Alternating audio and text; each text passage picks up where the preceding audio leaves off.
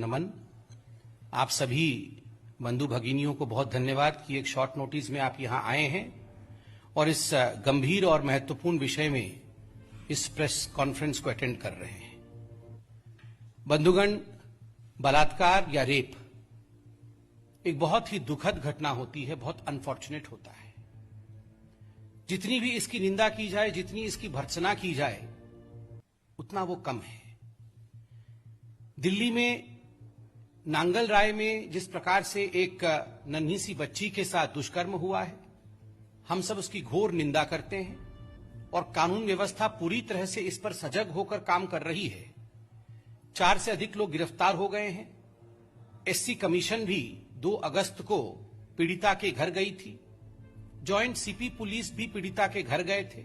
इन सभी विषयों पर कानून अपना काम कर रही है और इसमें कोई दोमत नहीं है कि हिंदुस्तान का हर बच्चा चाहता है, प्रशासन चाहती है, सरकार चाहती है कि पीड़िता और पीड़िता के परिवार को न्याय मिले और न्याय अवश्य मिलेगा।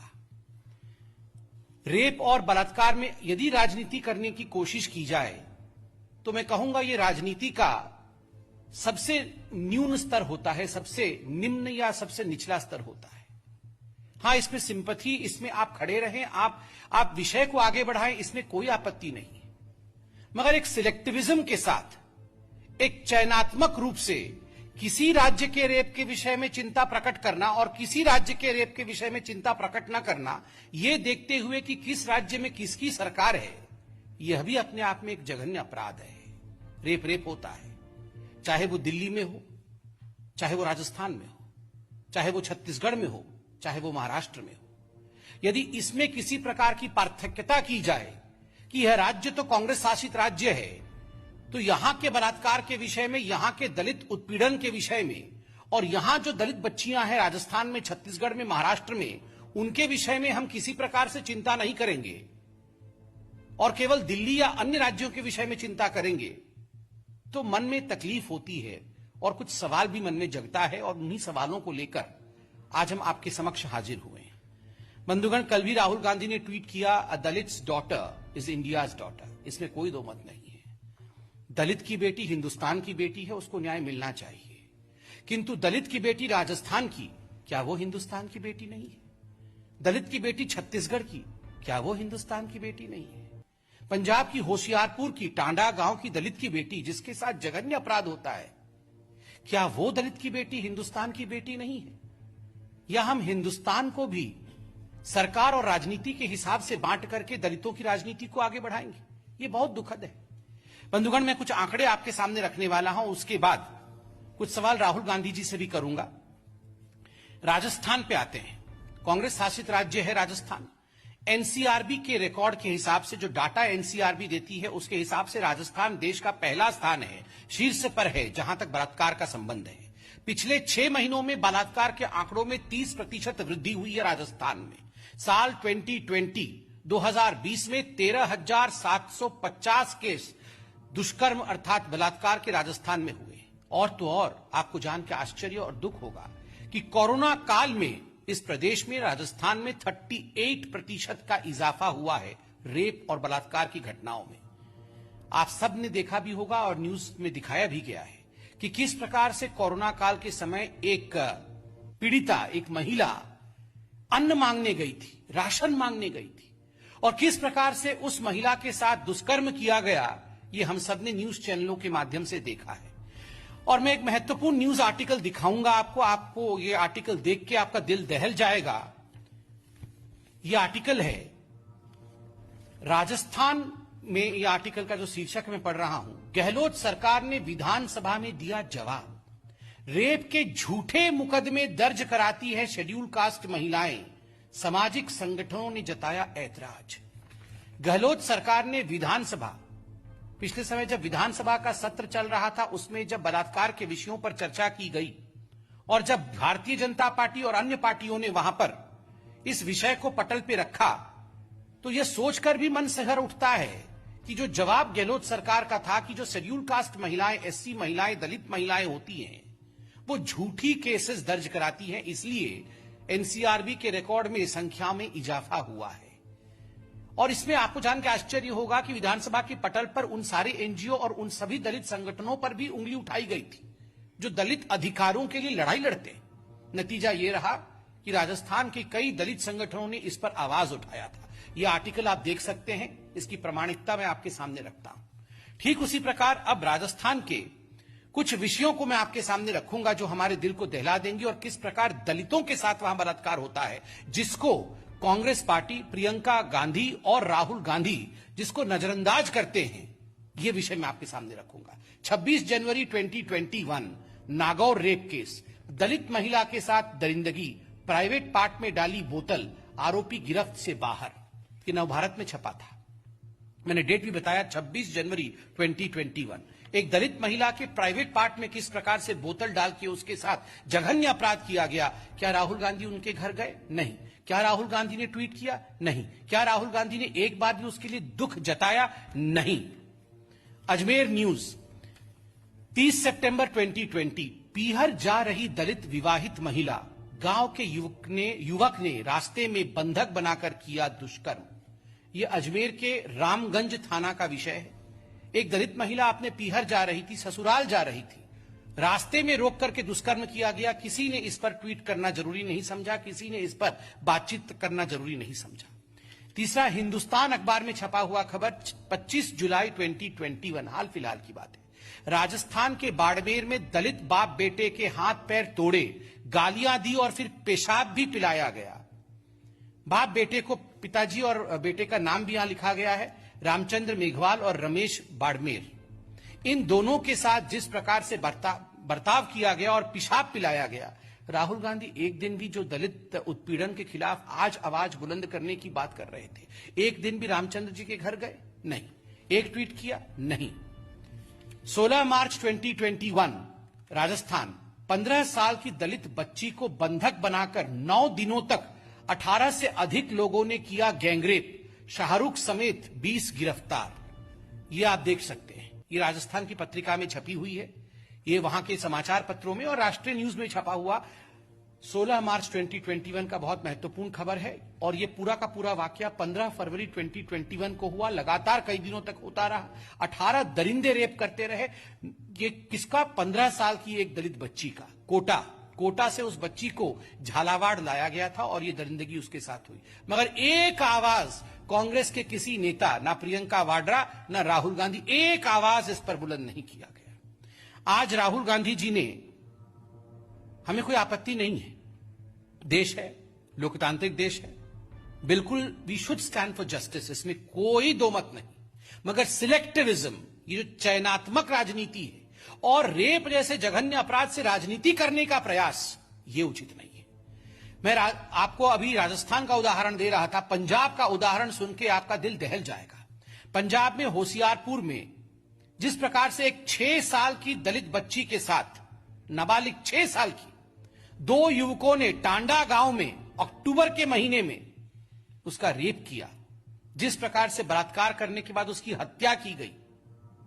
होशियारपुर की यह दलित बेटी, क्या यह हिंदुस्तान की बेटी नहीं है? राहुल गांधी, क्या आप एक बार भी होशियारपुर के उस गांव में, टांडा गांव में जाकर उस बेटी के माता पिता से मिले? या आपने एक बार भी कैप्टन अमरिंदर सिंह को फोन उठाकर कहा, कैप्टन साहब आप मिल आओ जाके? नहीं, क्योंकि यहां आपको वोट नहीं मिलने वाला था, यहां आपको राजनीतिक बेनिफिट नहीं होने वाली थी। छत्तीसगढ़, आज पूरे देश में छत्तीसगढ़ 10वां स्थान पे है एनसीआरबी के रिपोर्ट के हिसाब से, जहां तक बलात्कार का विषय है। 10 महीनों में 1716 बलात्कार की घटना हुई है और इस वर्ष केवल इस वर्ष 2021 में 60 बलात्कार की घटनाएं छत्तीसगढ़ में हो चुकी हैं। कहीं एक जगह भी राहुल गांधी नहीं गए हैं, नदारत है। बंधुगण, अब मैं जो कहने वाला हूं एक बहुत सीरियस इशू है। राहुल गांधी जी ने आज ट्वीट किया है और मुझे तकलीफ है, मुझे दुख है। राहुल गांधी जी ने बहुत ही गैर जिम्मेदाराना व्यवहार दिखाया है। अपने ट्वीट में उन्होंने उस दलित बच्ची के माता पिता के फोटो को ट्वीट किया है। यह गैर कानूनी है। मैं दोनों सेक्शन पढ़ूंगा देश के लिए, ताकि राहुल गांधी, जो शायद ये नहीं जानते हैं या जान के भी अनभिज्ञ बनने की कोशिश कर रहे हैं केवल पॉलिटिकल बेनिफिट के कारण, राहुल गांधी जाने जरा कि पॉक्सो एक्ट क्या होता है। सेक्शन 23, सेक्शन 23 ऑफ पॉक्सो एक्ट क्या कहता है?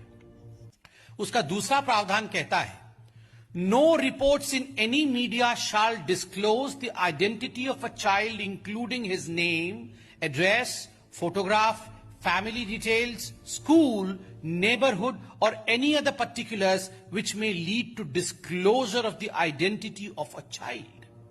बहुत स्पष्ट रूप से कहा जाता है कि ऐसा कुछ भी तथ्य उस बच्चे या बच्ची का आपको डिस्क्लोज नहीं करना है जिससे कि उसके आइडेंटिटी का दुनिया को पता चले। उनके घर के आसपास का भी तस्वीर नहीं होना चाहिए, ना उनके घर का होना चाहिए, ना उस स्कूल का होना चाहिए, ना नेबरहुड का होना चाहिए, और परिवार का तो कतई नहीं होना चाहिए। उसके आगे क्या कहती है पॉक्सो एक्ट? आगे एक्ट कहती है, द पब्लिशर और ओनर ऑफ द मीडिया और द स्टूडियो और photographic facilities shall be jointly and severally liable for the acts and the omission of his employ. कि आपने अगर फोटोग्राफिक डिटेल डाला है तो आप सिवियरली लायबल होंगे। कोई ऐसी वैसी बात नहीं है, सिवियरली लायबल। ये सेक्शन 23 था। Section 74 of the juvenile justice care and protection of childrens act, ये तो पॉक्सो एक्ट पढ़ा मैंने, अब जुवेनाइल जस्टिस एक्ट क्या कहती है?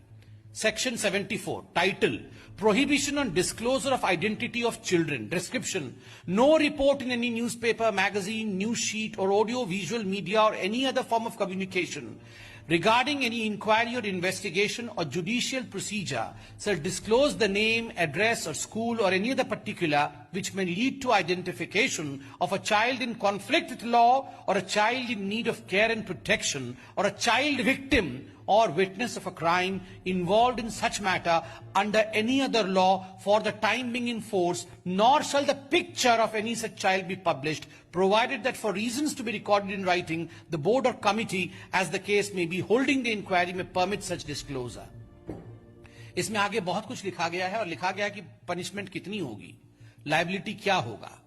आपने यहां माता पिता दोनों का ही जिस प्रकार से फोटो ट्वीट किया, क्योंकि वो एक पब्लिशिंग प्लेटफॉर्म है, वो एक प्लेटफॉर्म है कम्युनिकेशन का, वहां आपने जिस प्रकार से ये फोटो ट्वीट किया है माता पिता का, स्वाभाविक रूप से आपने उस बच्चे के फैमिली की आइडेंटिटी को चौराहे पे डाल दिया है।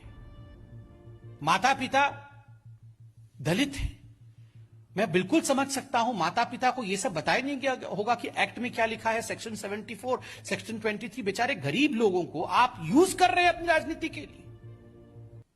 This is using Dalit and the poor for furthering your own political agenda.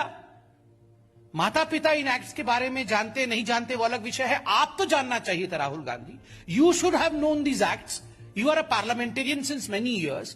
You call yourself a responsible politician, but you have kept the rules of the law at bay in order to further your political aspirations. ये किस प्रकार की बात है राहुल जी?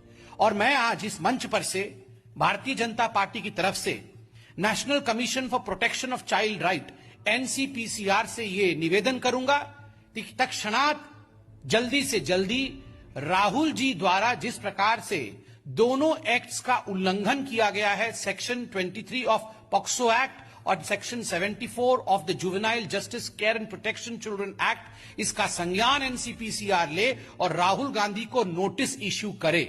मैं NCPCR से यह भी कहूंगा बीजेपी की तरफ से कि no one is a VIP, कोई वीआईपी नहीं होता है, कानून सबके लिए बराबर होता है, संविधान सबके लिए बराबर होता है। इसलिए यथाशीघ्र आज मैं ये डिमांड बीजेपी की तरफ से रख रहा हूं, तमाम पीड़ित और बच्चों की तरफ से रख रहा हूं कि एक नोटिस राहुल गांधी को जारी किया जाए और राहुल गांधी जी आप जवाब दें।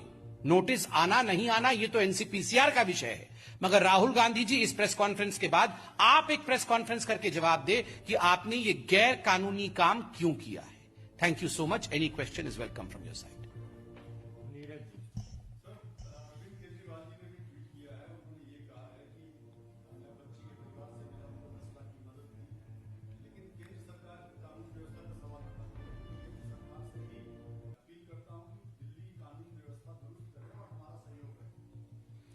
देखिए, जहां तक अरविंद केजरीवाल जी का सवाल है, वो यहां के चीफ मिनिस्टर हैं, वो गए, किंतु हर विषय पर राजनीति नहीं करना चाहिए और उनको ये पता होना चाहिए कि इस विषय में कानून व्यवस्था कैसे काम कर रही है। 4 लोग गिरफ्तार हो चुके हैं, सारी वो धाराएं, चाहे SC/ST एक्ट हो, चाहे दुष्कर्म के एक्ट हो, ये सारी धाराएं लगी हैं।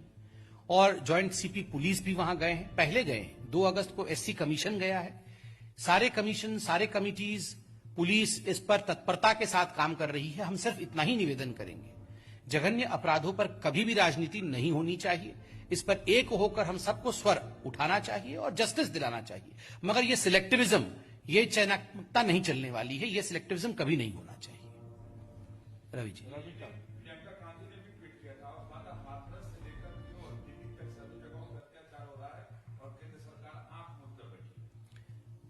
प्रियंका वाड्रा जी से हम पूछना चाहते हैं, जब राजस्थान का हमने यहां पर उदाहरण दिया, राजस्थान में बलात्कार होता है, जब होशियारपुर की दलित लड़की के साथ दुष्कर्म होता है, तो वो आंख बंद करके क्यों बैठी रहती है?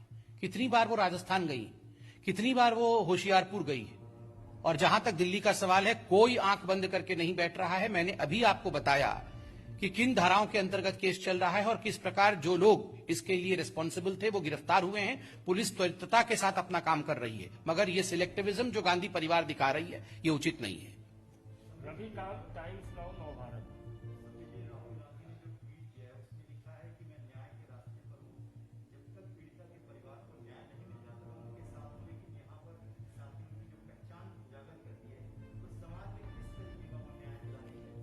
देखिए, इसमें 2 चीजें पता चलती है।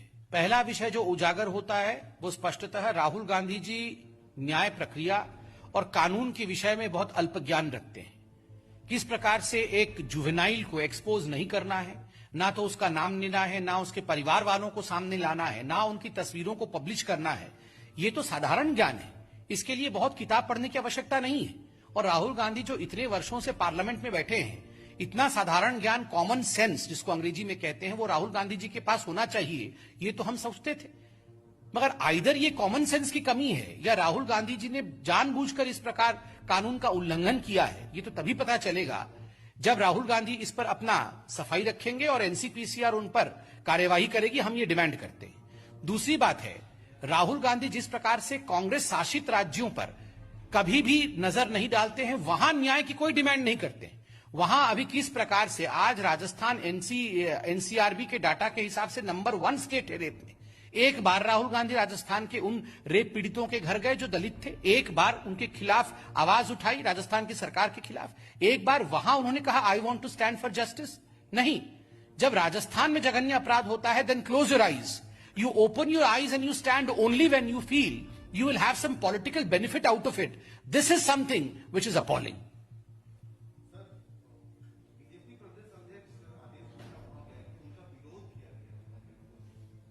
देखिए, मैं इस विषय से अनभिज्ञ हूं। इस विषय को अवश्य देखेंगे। वहां तो लोगों ने यह भी विरोध किया है कि जो कांग्रेस के काउंसिलर है वो एक दिन भी इस विषय को लेकर आए नहीं। तो अभी मैं राहुल गांधी हाय हाय के नारे भी सुन रहा था टीवी पे, वहां पर वो बोल रहे थे। ये विषय अलग है। डेमोक्रेटिक कंट्री है, पीड़िता के पास न्याय के लिए जाना मना नहीं है, किंतु 2 विषयों को लेकर हमें घोर आपत्ति है। कभी भी सिलेक्टिव नहीं होना चाहिए, राजनीति नहीं करना चाहिए। आप जाइए, खड़े होइए, मदद करिए, सबको मदद करनी चाहिए, मगर राजनीति नहीं करिए। दूसरी बात, कानून का उल्लंघन कभी मत करिए।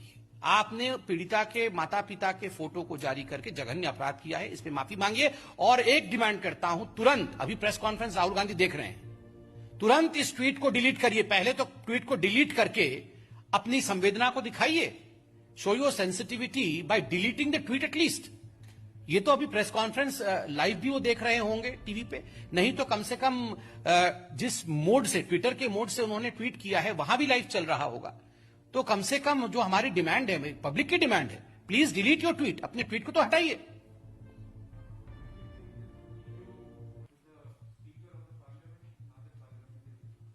See, I am not a parliamentarian. The business of the house lies with the people who manage the house. I firmly believe it depends on them. I, as a Karyakarta of BJP and as a public, surely would wish that any politician from our side, from anyone's side, any parliamentarian should uphold the law of the land, should not disclose the identity of the family which has already undergone such amount of pain. That's the law of the country. He should uphold the law of the country, and we in fact speak against the selectivism of Mr. Rahul Gandhi. The way he's quite selective. He's never, he's not aware about the kind of atrocity that happens against women, rape, etc. in the states which are Congress ruled. That's what we are opposing.